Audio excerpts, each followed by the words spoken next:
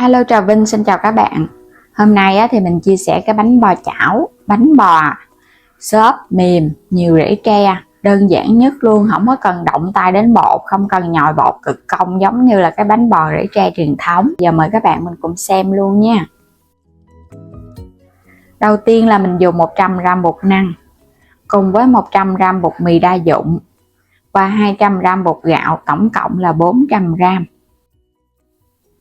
Và 550ml nước cốt dừa nha. Các bạn cân chỉnh cho chính xác thì bánh nó mới ngon. 5g men khô, men ngọt, loại men làm bánh mì. Một cái trứng gà lớn cho nó béo. Muối, vani. 200g đường cát. Rồi sẽ cho cái trứng vào trong thau. Mình khuấy cái trứng trước nha, cho nó tan hẳn ra đó. Có một cái trứng thôi nhưng mà vô bánh bò của mình nó xốp ngon và nó béo béo nữa, nhưng mà không có bị tanh trứng.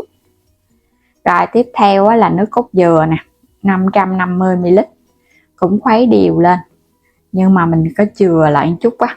Khuấy trứng xong rồi hãy cho tiếp đi. Tổng cộng là 550. Nếu mà không thích béo thì các bạn thay bằng sữa tươi không đường.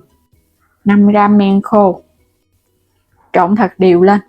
Cái bước này các bạn có thể đậy kính chờ 5 phút cho men nó nổi lên để biết là men còn hoạt động hay không.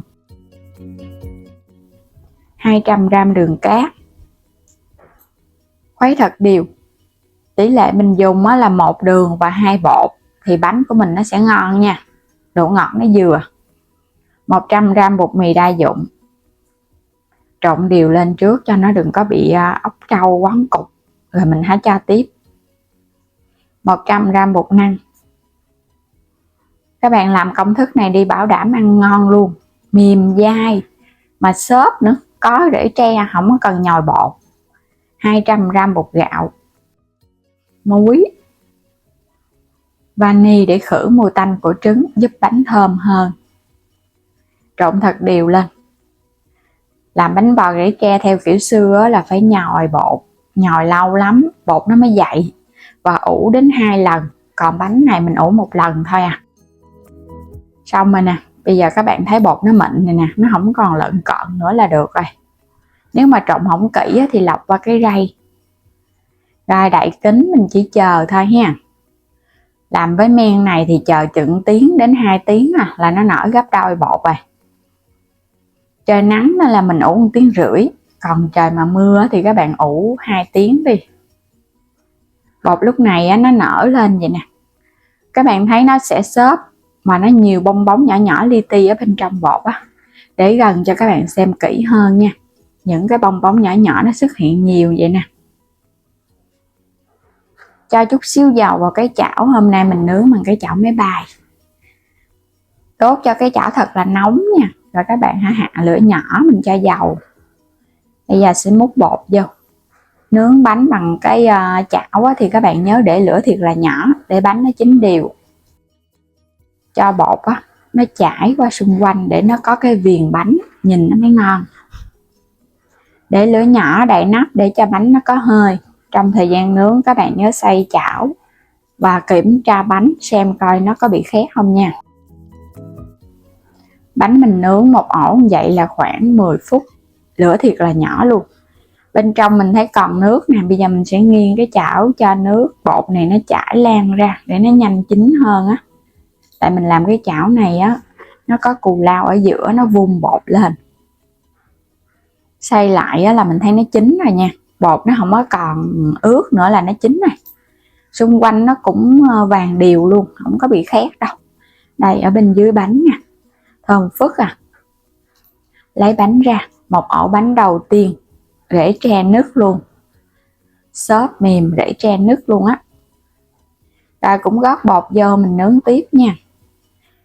Các bạn cho nó vùng vùng ở giữa vậy nè thì mình thấy rễ tre nó nhiều. Cũng nghiêng cái chảo cho nó có cái viền. Cái viền này chút xíu nữa là nó giòn rụm luôn. Cái viền càng mỏng là bánh càng giòn. Rồi đậy nắp để yên mình nướng. Mình cũng có thêm cái chảo chống dính nhỏ xíu vậy nè, cũng quét dầu làm nóng, nướng hai bên bếp luôn cho nó nhanh chín. Cái bánh nhỏ này thì nó nhanh chín hơn cái chảo máy bay. Đây các bạn thấy nó sủi bọt lên, vậy là có rễ tre đó. Quay qua đây là nó cũng chín rồi nè, cái viền nó vàng, cái viền bánh nó giòn rụm luôn ha. Nó vàng vậy là vừa nha, vậy nó mới thơm. Những ổ bánh đã ra lò vừa thơm vừa ngon mà lại siêu thành công nữa. Làm một lần là thành công luôn à, chứ các bạn không sợ thất bại đâu, cứ y chang công thức của mình là ngon. Nướng thì nhớ để lửa nhỏ, bánh này phải nướng bằng bếp nó mới ngon, chứ nướng lò thì nó không ngon đâu. Tại vì nướng lò các bạn phải nướng cái ổ to to đó. Ngon quá chừng luôn. Nhìn giống y như là cái bánh xèo vậy đó ha, xung quanh nó có cái viền mỏng mỏng, ở chính giữa thì nó có cái cù lao, thơm ngon nước mũi luôn. Nướng ra cái bánh nó thơm nước cốt dừa thôi luôn á. Cái bánh nào cũng rễ tre đặc ngạt nha, xốp mềm lắm, cầm lên nó mềm. Ở bên dưới thì nó vàng đều vậy nè. Nướng phải cho nó vàng vàng vậy nó mới thơm, chứ các bạn nướng trắng quá là nó không thơm. Đây cái bánh này lớn nhất nè, rễ tre nó bung ra luôn á. Mình nướng cái bột nó hơi nhiều quá thì nướng nó lâu chín, nhưng mà khi các bạn cắt cái bánh ra thì thấy rễ tre nó rõ hơn. Ngon quá. Chỉ có trộn bột thôi, không có cần động tay vào bột, không có cần nhồi bột gì hết á. Ai cũng làm được luôn, dù là các bạn mới học làm lần đầu cũng sẽ thành công. Hôm nay là mình làm cái công thức này dễ lắm. Cái bánh này hấp dẫn quá chừng. Bây giờ mình sẽ bẻ ra cho các bạn xem nha. Từ trên xuống dưới rễ tre đặc ngạt, không có cần nhồi bột mà rễ tre nó như vậy luôn nè. Các bạn thấy ngon quá ha. Bánh bò nướng trứng. Ngoài cái đường cát các bạn có thể làm đường thốt nốt thì càng thơm bánh hơn, và cái màu sắc nó càng hấp dẫn hơn nữa đó. Và ngoài cái công thức nướng, các bạn đi hấp cũng ngon luôn. Hấp những cái bánh nhỏ nhỏ đó cho nó nhanh chín, cũng thơm phức nữa. Bánh dai dai mềm mềm, nhất là béo ngậy của nước cốt dừa nè. Dù là mình để qua ngày hôm sau bánh ăn vẫn ngon chứ nó không cứng. Đơn giản là từ bột và nước cốt dừa. Thì bây giờ mời các bạn mình cùng vào bếp thực hiện bánh ngon cho cả nhà thưởng thức luôn nha. Đầu tiên là cái lớp màu xanh thì mình dùng ở đây là 50g bột gạo nè. Bên này là 200g bột năng hay là bột mì tinh, 100g đường cát, thêm chút muối cho bánh đậm đà, 300ml nước cốt dừa hơi đặc đặc một chút, và 200ml nước lá dứa nha. Mình xay ra từ 50g lá dứa già cho nó có màu đẹp. Rồi sẽ pha bột 50g bột gạo cho vào thau, 200g bột năng, thêm muối vô luôn nè. Rồi các bạn sẽ cho đường vô, thì tỷ lệ đường mình dùng cái lớp này là 100g thôi. 200ml nước lá dứa cũng cho vô luôn, và 300ml nước cốt dừa. Tổng cái lượng nước mình dùng là 500ml với 250g bột, thì tỷ lệ là 1 bột và 2 chất lỏng. Cái lớp này là mình làm lớp màu xanh của lá dứa. Nếu mà các bạn làm nhiều thì cứ nhân cái lượng công thức lên, chứ không có sợ gì hết, cứ 1 bột 2 nước là bánh nó dai ngon. Trộn thật là đều rồi để qua bên cho bột nó nghỉ cái lớp màu xanh đầu tiên. Tiếp theo cái phần bột thứ hai thì mình cũng có là 50g bột gạo luôn nha. Các bạn cứ lường cho chính xác. Và 200g bột năng. Nếu mà lường bằng chén một chén bột là 150g. Rồi các bạn cũng sẽ cho 100g đường vô luôn. Lớp tiếp theo mình dùng đây là cái lớp cà phê nè, cũng dặn tí xíu muối.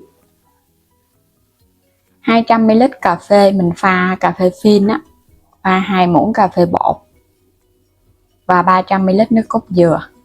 Nếu mà không thích nước cốt dừa các bạn thay sữa tươi cũng được. Cái lớp cà phê này có thể dùng sữa tươi không đường cũng ngon luôn. Trộn đều lên, cũng là 1 bột và 2 chất lỏng. Bột gạo và bột năng thì mình pha tỷ lệ vậy cái bánh da lợn của mình nó mới dai ngon nha. Còn nếu mà các bạn thích cái bánh mà nó mềm cũng có thể dùng 1 bột năng 1 bột gạo luôn, tùy ý thích. Thích dai nhiều thì cho bột năng nhiều, còn thích cái bánh dai mềm thì tỷ lệ 1:1. Rồi lớp tiếp theo mình cũng có 200g bột năng, 50g bột gạo, 100g đường cùng với muối. Đây là nửa lít nước cốt dừa luôn. Lớp này là cái lớp màu trắng. Tỷ lệ cái nước cốt dừa của cái lớp này là nó sẽ đặc nhiều hơn so với 2 lớp còn lại nha. Tại vì lớp màu trắng á, nước cốt càng nhiều nó mới càng béo và cái lớp nó sẽ trắng đậm hơn. Cũng khuấy đều để ban bên cho nó nở. Bắt lên trên bếp cái khuôn và nước cũng phải sôi sẵn nha. Khuôn này mình quét dầu sẵn rồi.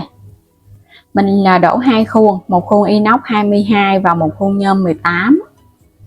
Rồi các bạn sẽ đổ vô lớp đầu tiên, mình sẽ cho là cái lớp lá dứa nha. Cái khuôn 18 này á, là mình dùng 150ml bột. Các bạn đậy nắp hấp lửa cao trong vòng 5 phút cho bánh nó đặc lại. Mỗi một lớp mỏng thì mình dùng 5 phút. Lớp này á, các bạn thấy nó đặc rồi nè. Cứ đổ lần lượt vô, cứ hấp mở lớp là 5 phút. Còn khuôn lớn thì một lớp mình sẽ hấp 8 phút. Lớp kế mình cứ xen kẽ nha, một lớp màu thì lớp trắng, xong rồi tới lớp màu. Tỷ lệ mình dùng là cà phê và lá dứa, cho nên là mình cho bên dưới là lá dứa, xong rồi tới lớp màu trắng, xong rồi tới lớp cà phê. Một lớp này cũng hấp 8 phút.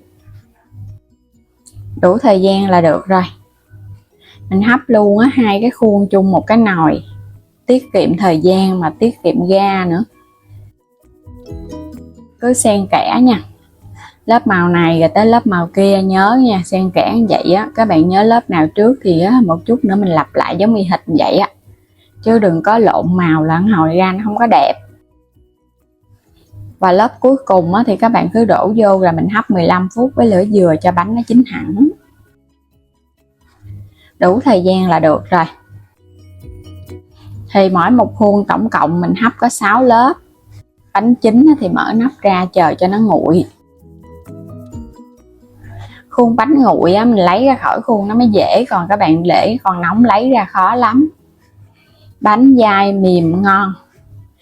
Làm kiểu này là đúng cái bánh da lợn miền Tây luôn nè, dai dai béo ngậy nước cốt dừa, không có cần dùng đậu xanh, mà mình thay vào đó là cái lớp cà phê và lớp lá dứa, nó thơm mà nó ngon nữa. Mình đổ mỗi một khuôn là 6 lớp, gồm 3 màu. 3 màu này và 3 màu kia xen lẫn là 6 lớp, là mình thấy cái khuôn bánh nó vừa đó. Với hai khuôn này và cái lượng bột vậy là nó vừa ăn luôn. Đó, nhìn ngon quá chừng ha. Cái lớp mình đổ nhớ là phải canh cho chính xác cái lượng bột thì ra cái lớp nó mới đều nhau, chứ không thôi là cái lớp mỏng lớp dày. Còn cái khuôn 18 nè, đây mình đổ xen kẽ nhìn ngon quá chừng. Cà phê các bạn làm hơi đậm đậm chút á, ra cái lớp nó mới đậm và nó thơm. Mình lấy cái khuôn này ra, nhìn hai khuôn bánh ngon quá chừng ngon luôn, dai béo và thơm phức. Mình làm nước cốt dừa nhiều đó nên là thấy cái bánh nó bóng. Tại vì nước cốt dừa mà các bạn hấp ra nó sẽ ra chất dầu á, nên là cái bánh nó bóng lắm. Bánh dai ngon, chờ nguội chút xíu là các bạn cắt ra nhìn nó ngon. Bánh da lợn là phải dai vậy nè, nó mới ngon. Chứ còn mềm mềm là nó không có hấp dẫn đâu. Nhưng mà mình để qua ngày hôm sau nó vẫn dai ngon chứ nó không cứng. Làm bột năng thì các bạn thấy nó dai, nhưng mà dai mềm, chứ nó không có bị dai cứng. Còn các bạn làm bột gạo nhiều mà nước ít á, là nó sẽ bị dai cứng. Ngon quá ha. Màu xanh và màu trắng kết hợp thêm màu cà phê nâu nâu nữa, sẽ cắt ra những cái miếng nhỏ nhỏ. Công thức này các bạn cũng có thể làm để bán luôn nha. Làm bán thì thường sẽ đổ vào buổi tối, sáng các bạn hãy lấy ra khỏi khuôn và mình cắt từng miếng nhỏ. Còn làm ăn thì các bạn nguội mình cắt mình ăn thôi. Cắt ra những cái miếng vừa vừa vậy nè, thì thường các bạn sẽ bán 5.000 hoặc là 3.000 tùy theo cái dùng nữa. Nhưng mà bánh này làm rất là lời các bạn, dễ làm nữa. Một món bánh miền Tây đơn giản, không có cầu kỳ nhưng mà lại ngon. Nhìn cái bánh da lợn là thấy thèm rồi. Màu sắc hấp dẫn thì mình ăn nó cũng ngon. Dễ làm, ngon miệng, đơn giản, rất là đặc biệt luôn. Bánh đẹp. Và bây giờ cảm ơn các bạn đã luôn theo dõi, ủng hộ kênh. Vui lòng đăng ký ủng hộ mình và bấm vào góc trái video xem sản phẩm mua ủng hộ kênh mình nha.